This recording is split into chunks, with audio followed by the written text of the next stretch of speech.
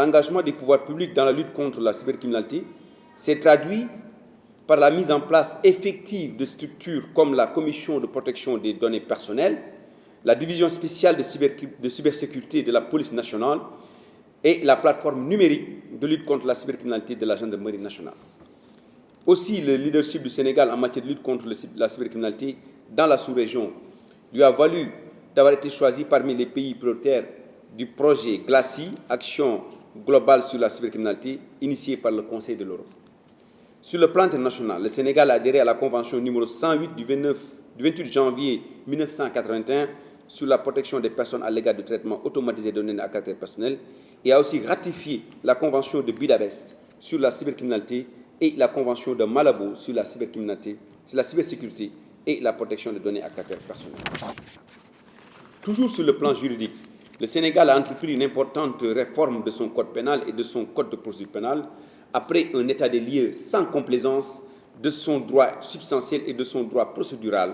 qui a abouti au constat de l'inadaptation des situations juridiques et l'inadaptation des règles devant organiser le procès pénal, le procès cybercriminel en particulier, à toutes les étapes, notamment l'importante question du mode d'administration de la preuve. En ce qui concerne le code pénal, les incriminations suivantes ont été introduites. Atteinte à la confidentialité des systèmes informatiques, atteinte à l'intégrité des systèmes informatiques, atteinte à la disponibilité des systèmes informatiques, atteinte générale aux données informatisées, atteinte spécifique aux droits de la personne au regard du traitement des données à caractère personnel, infractions se rapportant à la pornographie infantile. Parmi les autres atteintes se rapportant au contenu, nous pouvons noter également la pornographie infantile, les actes racistes et xénophobes, les infractions de presse en ligne, l'escroquerie en ligne et le recel de données. Par ailleurs, de nouvelles incriminations ont été intégrées à la loi de 2008-11 portant sur les nouvelles formes d'exploitation des enfants sur Internet, dont la principale est la pornographie infantile. Il est aussi possible d'incriminer des comportements comme le grooming, consistant à préparer un enfant pour qu'ensuite il accepte un contact sexuel, ou encore le streaming qui permet à des adultes de payer directement pour que des enfants réalisent ou simulent des actes sexuels devant une webcam. Celui ou celle qui aura commis une infraction par rapport à cette loi est susceptible d'un emprisonnement ou d'une amende. Mais également les infractions liées aux activités des prestataires techniques de services de communication au public par voie électronique, à la publicité par voie électronique, aux activités des prestataires techniques de services de communication au public par voie électronique, à la publicité par voie électronique sont aussi prises en compte. En ce qui concerne le code de procédure pénale, nous notons l'habilitation du juge d'instruction à faire injonction à toute personne de conserver et de protéger l'intégrité des données en sa possession ou sous son contrôle pendant une durée de 2 ans maximum. Ça, c'est l'article 677-35 du Code de procédure pénale qui le dit. L'habilitation du ministère public et de la police judiciaire à recourir au TIC à des fins probatoires. Article 677-36 Code de procédure pénale. L'habilitation du ministère public, du juge d'instruction et de la police judiciaire d'utiliser les moyens techniques appropriés pour collecter ou enregistrer en temps réel les données relatives au contenu de communication sur son territoire.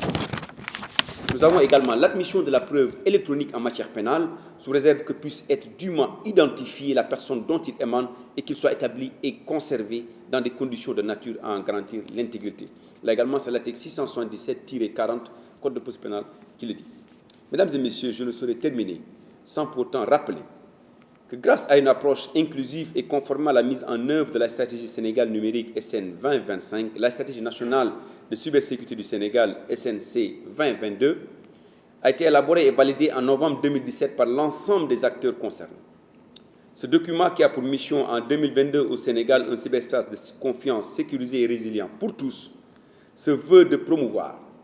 entre autres, une culture généralisée de la cybersécurité au Sénégal avec comme objectif de sensibiliser tous les groupes concernés ainsi que le grand public sur les risques de sécurité dans le cyberespace. Ainsi, sa mise en œuvre a été examinée avec les réalisations suivantes: la création récente de l'École nationale de cybersécurité à vocation régionale pour le renforcement des capacités dans les domaines de la gouvernance de la cybersécurité, la sécurité des systèmes d'information, la lutte contre la cybercriminalité, le cyberrenseignement au profit de l'administration publique, forces de défense et de sécurité, ministères et agences concernés. La mise en place d'un bureau CESIS, Computer Security Incident Response Team, gouvernemental par l'Agence de l'informatique de l'État, l'ADIE, la mise en place du plan d'action national sur la protection des enfants en ligne, PEL, avec la création d'un comité de pilotage par arrêté ministériel, la sensibilisation de 179 élèves des lycées de Kolda sur la sécurité numérique, de 22 acteurs de la chaîne pénale et la formation de 30 acteurs de la protection des enfants en ligne. Nous avons également la formation de la Task Force Cybersécurité par CSU, Certified Secure Computer User, et la protection des enfants en ligne en partenariat avec respectivement NEDGPS et GSMA. Le renforcement de la coopération régionale et internationale par une participation active aux travaux des différentes instances ci-dessus, la CEDEAO, avec la stratégie régionale de cybersécurité et de lutte contre la cybercriminalité, mais également le forum global sur la cyberexpertise GFSE, dont le Sénégal est membre depuis 2015, qui est une plateforme mondiale ayant pour objectif principal de faciliter les échanges entre les États. Donc, mesdames et messieurs, vous constaterez également que le Sénégal est partie prenante à toutes les conventions internationales. Par ailleurs, le département a démarré l'actualisation des lois de 2008, loi sur la société de l'information, l'OSI, les transactions électroniques, cybercriminalité, cryptologie, protection des données à caractère personnel, avec le concours de toutes les parties prenantes. Comptant sur votre constant engagement, je lance à nouveau un appel à vous tous pour une forte mobilisation et une harmonisation de nos actions en vue d'une mise en œuvre effective de la SN 2022 pour renforcer la confiance des utilisateurs et tirer le maximum de profit pour les technologies émergentes telles que l'Internet des objets, le big data, l'intelligence artificielle, le blockchain, la machine learning, la 5G. Aujourd'hui, le public est plus conscient des risques encourus sur Internet, des escroqueries véhiculées par email, par SMS ou sur les réseaux sociaux. En outre, de nombreuses entreprises de technologie ont renforcé leurs plateformes afin d'éviter l'intrusion des cybercriminels. Autrement, il est prouvé qu'une population mieux avertie au risque qu'elle encourt sur Internet a moins de chances de devenir victime des cybercriminels. Nous nous réjouissons donc de cette initiative d'Octobre Cyber, le mois de la sensibilisation à la cybersécurité, et réaffirmons notre engagement à soutenir le gouvernement du Sénégal dans ce travail de sensibilisation.